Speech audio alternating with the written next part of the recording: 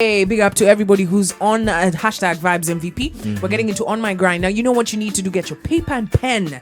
Yeah, you're going to learn something today. And in studio. In studio, we have John Allan Namu. Of course, you know him. One of our MVPs, Pia. Friend of Vybez. Yeah, I was Zanga Vybez radio for sure. Karibu sana, bro. Asante. Nice to see you guys. You are an investigative journalist. Yes. And founder of African Censored. Yes. I love the work that you guys do, by the way. Asante. I just have to say big up. Asante, big up. Thank you. I was watching an interview you did at Spice FM last year. Very exciting. My friend Amin Jerry. Very exciting things there. But I don't want to talk to you about the what you're investigating or things like that. On My Grind, of course, it's about for every single person. Your grind is every day, it never stops. And we encourage people. Isoma deals wacha nazo. Grind ni grind. Ile kitu yenye unamkia. You're proud to go to this place. Even when things are going south, you're not like, hey, let me go and look for something else. You're like, how do I make this thing work? Yeah. And so we're proud to be associated, and we're proud that you're here this morning to speak to our MVPs about investigative journalism. All right. I'll start with something you said. Yeah. You said that everybody who does, in fact, investigative journalism should be mainstream journalism. Yeah. Why do you say that? Because I think the objective for journalism or journalists should be to better society, right? So it's not really a balance of things that politician A, politician B, tukieka hapa katikati, that's where the truth lies. No, it's being told that if it's raining and the two of you are telling me, you're telling me it's not raining, you're telling me it's raining. See, I go outside and check for myself. And that's what investigative journalism is essentially. It's being able to expose what exactly is going on, but with the objective of getting to the truest possible answer. And that helps the public. Having journalism that just sort of like sits in the middle is fence sitting in a sense. So you must have an objective, and I think that's why investigative journalism should be mainstream, not to rubbish what else is happening out there. But as long as the objective is to now get to the truth, what's going on the ground, right? Then that should be something that should be mainstream, and I think I'm right. I don't know, but I think I'm right. We're gonna wheel it back now from the start. When you were growing up, what did you want to be? I didn't know. It was everybody has a dream. It was. If I told you, you'd laugh at me. Everybody. All right. So when there used to be this ad. But wait, because I'm a fair bit older than you, Brian. Can I guess which ad it is? Yes. British American Insurance. Yes. Yes. So remember, I wanted to be a nurse. I was a pilot. Yeah. So there was a guy who had a kasuti and said, I want to be the president. I was like, oh, that's dope. Yeah. So I want to be the president. Oh, yes, wow. When I was young. Yeah. Then somewhere around standard 7, we had these skits that we were doing. And I remember at the time Jeff Koinange was on the air on KTN. Yeah. And so I march up there in a small kasuit and I'm like, hello, I'm Jeff Koinange, and guys laughed and they responded to it. So I was like, okay, there might be something to it. And I left that, High school, I wanted to be a rugby player, now professionally. Yeah. Yes. Did you play rugby? Yeah, I did. I did for a fair bit, but that didn't pan out quite as as I had planned. Yeah. I was a hard worker, but not the most talented player on the field. And then I got into university and I thought, okay, I either want to do something in diplomacy or international relations. So I started there. But a seed had been planted a little earlier with regard to how guys were reporting, just a personal family story. And at some point I changed. And from there I was like, this is actually what I want to do. So somewhere around the end of my first year, then I changed my major and I became a journalist in training. And and the rest is, as they say, history. Yes. All right, we're going to walk through that history together. Do not touch that. I'll keep it right here. 20 minutes past 8 a.m. Guess who's on Vybez Radio? John Allan Namu. Yeah, okay. Yeah. And Vybez. Catch the Vybez on air and online. My girl, Vybez Cartel and Titmas. Ati you naitwaje? Titmas. Titmas. Unajua hivyo ndio Waluya wanasema Didmas. Didmas. Titmas. I was about to ask. Hey, Vybez. It's a very hyper-local collab. Tuko na Waluya. Oh man, 24 minutes past 8 a.m. Yeah, Titmas pia amemaliza ngoma. Do not touch it. Tiana is coming through. We've got some Anthony B, some Seed. So it's about to be good vibes. Shout out to everybody coming through on #VybesMVP. Remember, On My Grind is going down. Yes, and in studio we have an investigative journalist, John Allan Namu. Karibu studio. Asante. So at this point, you already know what you want to do. Yeah. You left campus, got into workspace. While you were in campus, when you were thinking about journalism, I'm sure you had your vision. You're like, oh my God, I'm gonna be this kind of journalist. Oh, yeah. We're gonna save the world. Yeah, man. I thought, okay, first, to be honest, yes, I wanted to tell stories and stuff like that. But when you're in campo, it's all about the chums, right? So I'm like, I'm going to check into this jobo and I'm gonna make bank proper. I'll be earning now. At that time, 150K was like huge. I was like, yes, I'm going to be earning 150K. Yeah. I'm going to buy myself a blue Subaru. You guy, my guy. You guy, my guy, you know, and I'd have that set life, right?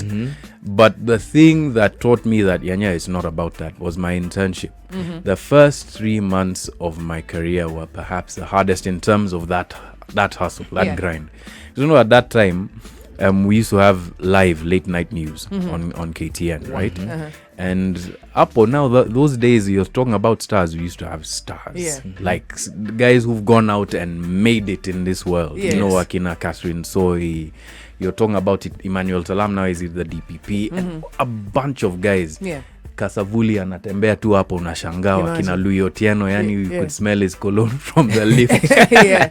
So me, I was like a small guy, of course I was not going to be able to make it onto the 1 o'clock news or the 7 or the 9 o'clock news. So I decided, let me be patient.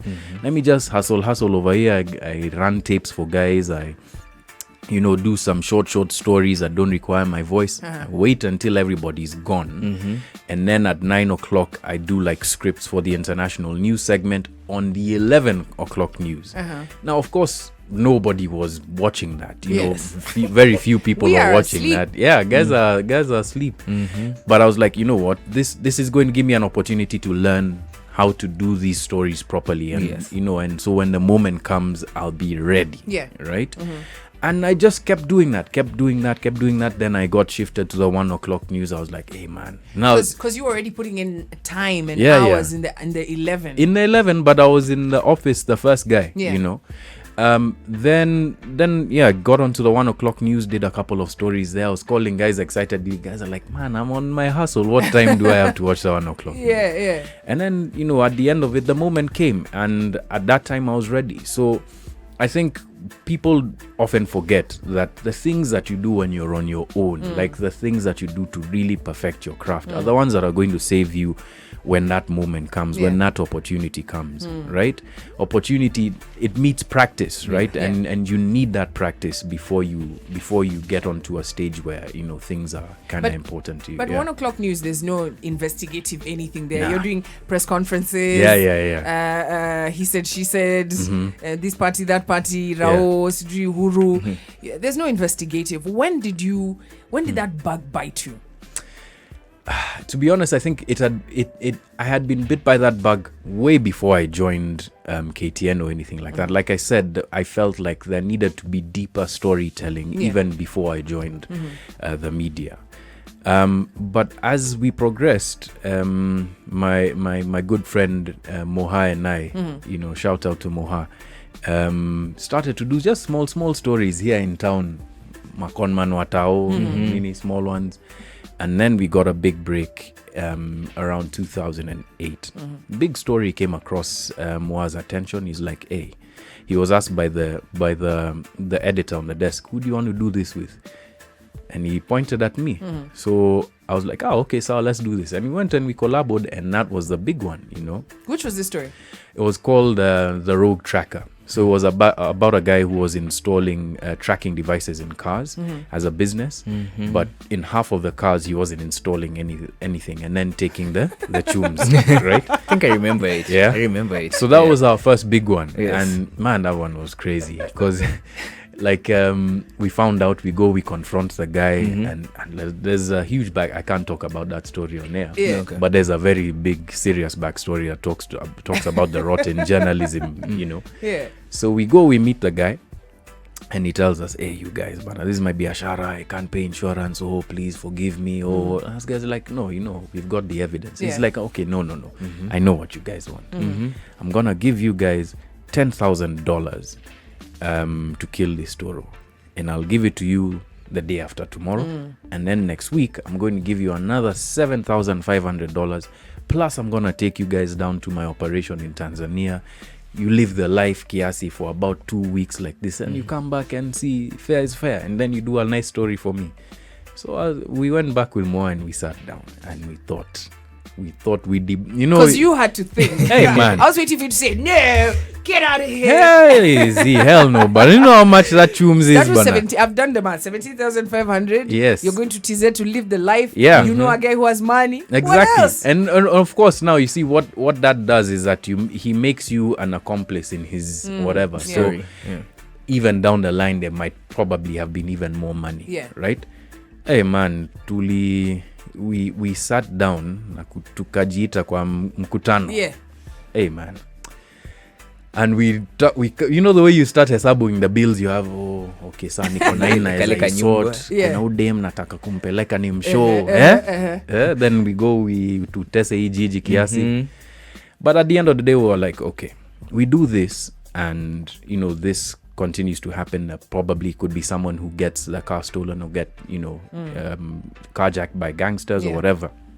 And so we decide we're not gonna do this, and we say, okay, sir, we're going to set this guy. So we set up our cameras in Nini. The guy gave us the chums. I remember even the way he slid the last Nini envelope like this, like a movie, man, And we did the story, and that kind of set us on our path, and I will never regret that decision, to be honest. So sometimes, and interestingly, my brother was telling me this, Juicy too, the time when there's a moment, an inflection point in your life when something big is about to happen. At the same time, you're going to face another serious temptation, a very, very serious dilemma you have in your life. And you have to choose, with your heart and really be honest and true to yourself. And I think that was a moment for me. Wow. Yeah. 29 minutes to 9 a.m. We got John Allan Namu in studio. Sema tu kweli, ingekuwa wewe ungechukua hizo doa ama? Catch the vibes on air and online. Pompeii. This one is Seed featuring Anthony B. Bring us to 21 minutes to 9 a.m. A very good morning to you wherever you are, MVPs tunawapenda, and I hope you're learning something or two from our guest in studio today. On my grind, we've got John Allan Namu. Yes, and you had initially mentioned that you did a whole story about the tracking activity, and truth comes at a cost. Yes. Always, because okay, you don't have the money, let's say, but you have other investigative journalists around the world. It's like Anas, and he literally he's anonymous. So for someone like you, especially who you have that face, in terms of things that you've had to make sure that you lose, is there something that you could say, hey, because of my line of work in terms of investigative journalist, there's this thing that I literally have to make sure that I avoid? Oh yeah, for sure. Okay, number one, I have to make a very, very clear sort of distinction between who I am as a journalist, my private life, my life with my family, and also the people that I interact with. Not to say that I can't interact with anybody, because as a journalist, you're supposed to meet anybody and everyone, but there's certain kinds of interactions that you just can't have, that are just, and this should be for all journalists. And I think the other thing is, I think the one thing that I've lost, that sometimes I mourn, is people just looking at you and taking you at face value. Yes. So you go to a restaurant, you sit down, and they're like, I hope autumuliki leo. Are you investigating us? That's what we wanted to ask you when you walked in, but if I had a bob for all of the times I was asked that, me, I'd be running for president. As in, it's those kinds of things, small things. But on the whole, I don't think that there's anything that I really regret or have lost. I think the only thing perhaps would be the time that I lost from far more, especially in the early years. You know, because you know what it's like in a newsroom, right? So you're consistently there. There's no working hours. Exactly. Yeah, all hours are working hours. You know, so you lose a lot of that. But I mean, if it's your grind and it's your passion, you know, you do it 100% and you give yourself to it, because at the end of the day, that's what's gonna jenga you in the end. Have you ever feared for your life? Yeah, multiple times. When was the last time that I was afraid for my life? 2 weeks ago. Wow. Yes. So this is a hazard of the job. It is. As you're telling people, look, get into investigative journalism. Yes. This is a hazard of the job. Exactly. Yeah. There's certain things that you and it's not really even the threats for me that the ones that I'm afraid of. It's when you start thinking about all of the possibilities, and that's why I was saying, like, just 2 weeks ago I was kind of afraid, because there's something that I'm doing and I just started thinking about the possibilities and trying to plan all sorts of scenarios. And if you're not afraid at a certain point, then you might do something stupid that will get you in a lot of trouble. So fear is good. Certain amounts of it are good, especially when you're like in a situation where you need to be like have your wits about you. Fear is a good thing. Looking at investigative journalism, putting your life on the line, because a lot of people just want to do a job as in check mazini toke hardship allowance manenos, but you're putting your heart into it. This is what you're doing for a living. Are there joys of this job? It's interesting that you asked that. Last Thursday was perhaps one of the highest highs that I've ever had in my career. Tell us what happened. So I was having a really, I was about to say another word, but I was having a really bad day. Yeah. And at 4 p.m. I got a call from a person that we hadn't spoken in a couple of months. Her name's Phyllis Omido. So she works in Mombasa. She works for the Center for Justice, Governance and Environmental Action. And she called me related to a story that we did while I was here in 2015, which was about the residents of Owino Uhuru, right? And we had been pushing that story for years. Like from 2015, I was like, this story, I'm gonna do it until something happens. So I left KTN, did a couple of stories at Africa Uncensored, and nothing was moving, you know. So you're at the point where you're like, okay, I'm just gonna keep throwing this thing into the ether and hope that something comes out. So what was happening with the residents of Owino? So what was happening with the residents of Owino Uhuru is that a lead smelting factory was built right next to where they lived. Whoa. Right? Yeah. And lead is one of the most poisonous metals in the world. Right? On the periodic table. They used to make paint from lead. Yes. Imagine. And then they stopped because of the impact, right? Because it causes, it causes brain damage in children. It causes women to miscarry. And of course, over time, it causes you to die because it compromises your internal cancers. So it compromises your internal organs.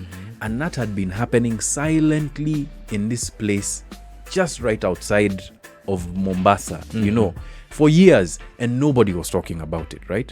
Until Phyllis comes along. She was a former employee. She starts pushing for this thing and still nothing's happening. So when she told us about it, I was like, this can't be happening in Kenya. We'd have known about it.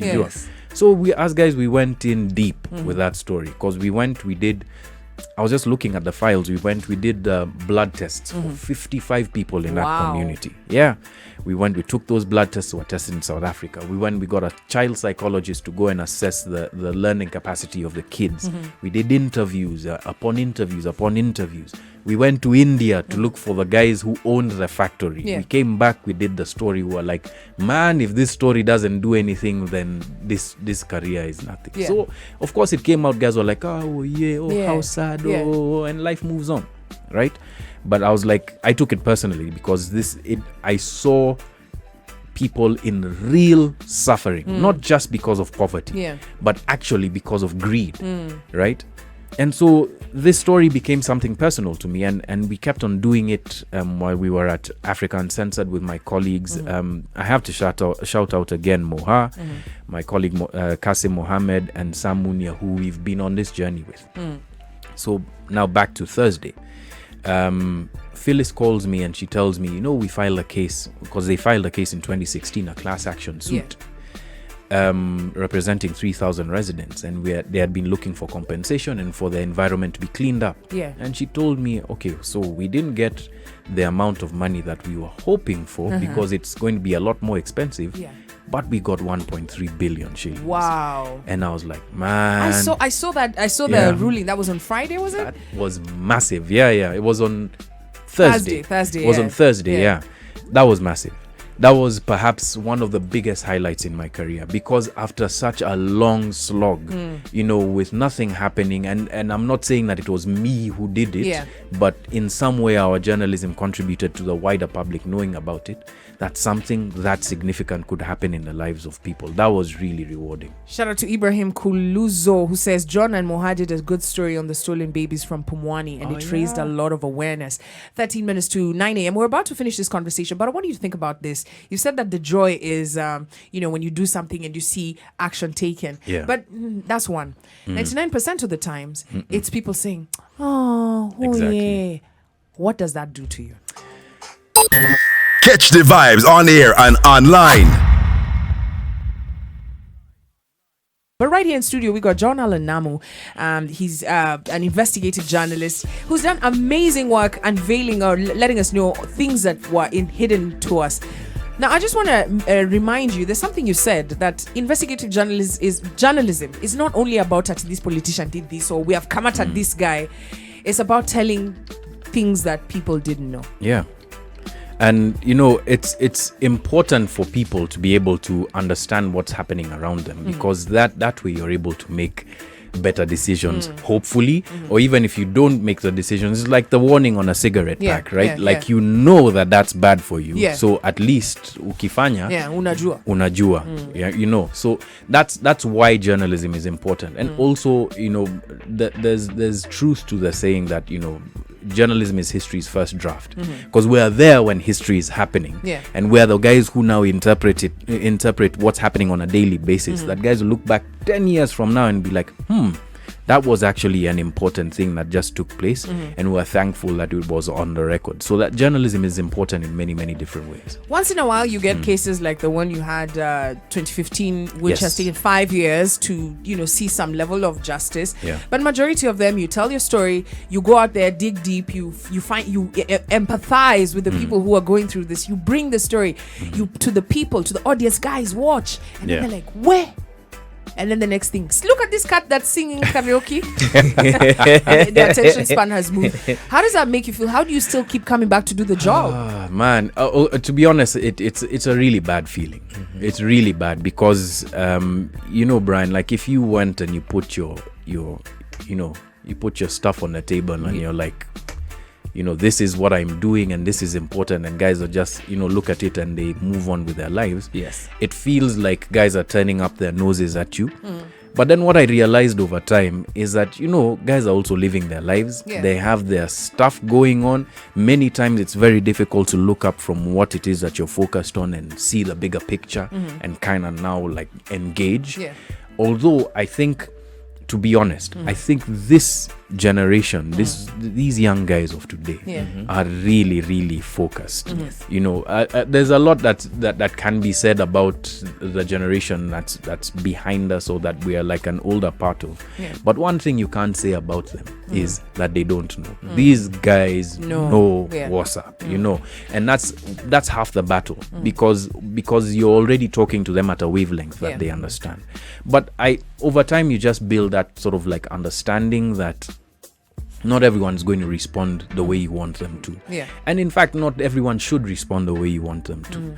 And just start thinking about your job as, look, okay, I'll do my best. Yeah. I know at some point in the future this will be important. And like the story that I mentioned, there's a few others. Like there's one that I did on Field Marshal Baimungi Marete, right? So he was a field marshal for the Mau Mau coming from Meru, and he was never captured, right? And he was among those field marshals who was negotiating with Kenyatta and Bio Koinange and all of these guys about putting down their arms at the turn of independence, right?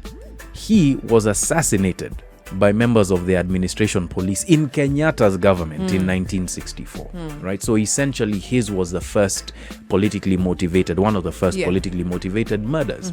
And from then on, Mau Mau as an organization was proscribed until 2003. Imagine. So imagine these guys who went into the bush to fight for years and not have their struggle recognized by the government. Yes. And grow up, have children, grow old and die without your struggle being recognized. Imagine. When And I you did fought that for story, I independence. was like, by the way, I have nothing to complain about, Imagine. you know. Yeah. But that story, when I did it, guys were like, okay. I did it, you know, when we were commemorating 50 years of independence. Juicy, I'm getting WhatsApp messages. Hey, you guys, this story that you've done is crazy. What? I'm like, but I did this story like 7 years ago. And the point being that once you make something part of the institutional record of a country, that it's part of their collective memory, at some point it's going to come back and it's going to be useful to them. So journalism is useful even if it's just for that, to remind people, to tell people that there's a certain path that we should take, and if we don't take it, here's a reminder of what it is. I gotta ask you this question before we wrap it up. Hey, we could go on.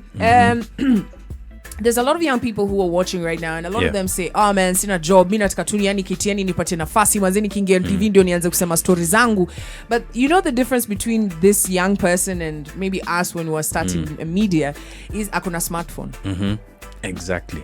Unaweza kuwa you reporter. Yes. Yes. What do you tell that guy? Start where you are with what you have.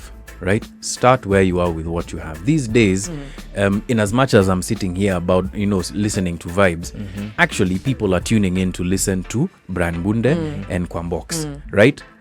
Listening to two personalities, not listening to come to listen ati Vybez wametuambia nini leo. Hakuna kitu kama, hakuna mtu anaitwa Vybez apart from huyo, the guy that you're going to be having. Yeah. And it's embarrassing that you don't know Vybez Cartel. No, I know him, but Atange whispered. I told you it's embarrassing. Moving past it. So anyway, that means that where you are, you can be important to your community first.